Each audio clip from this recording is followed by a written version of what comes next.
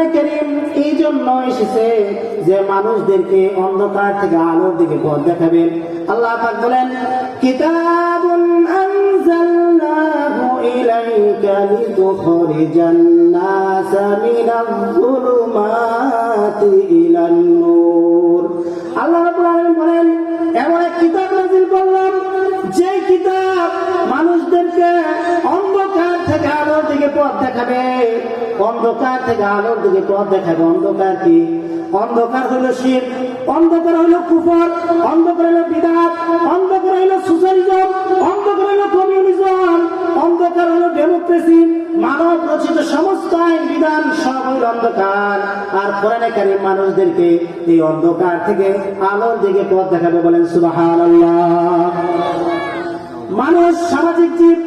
সমাজে চলতে হলে আমাদের অর্থনীতি আছে, আমাদের ব্যবসা বাণিজ্য আছে, আমাদের চাকরি আছে, আমাদের পুরনীতি আছে, অনেক জীবন বিধানের আমাদের অনেক কিছু প্রয়োজন আছে। এখন কোরআন অনুযায়ী যদি আমরা চলি তাহলে আমরা কি এই সমস্যাগুলোর সমাধান পাবো কিনা? আল্লাহ তাআলা কোরআনুল কারীমের মধ্যে উত্তর দিয়ে দিতেছেন, ওয়ানাজ্জালনা আলাইকাল কিতাবা তিবয়ানাল লিকুল্লি শাইইন ওয়া হুদান ওয়া রাহমাতান ওয়া বুশরা লিল মুসলিমিন। আল্লাহ বলেন, এমন এক কিতাব আমি নাযিল করেছি। ওয়ানাজ্জালনা আলাইকাল কিতাব, হে নবী, এমন এক কিতাব আমি আপনার কাছে নাযিল করেছি।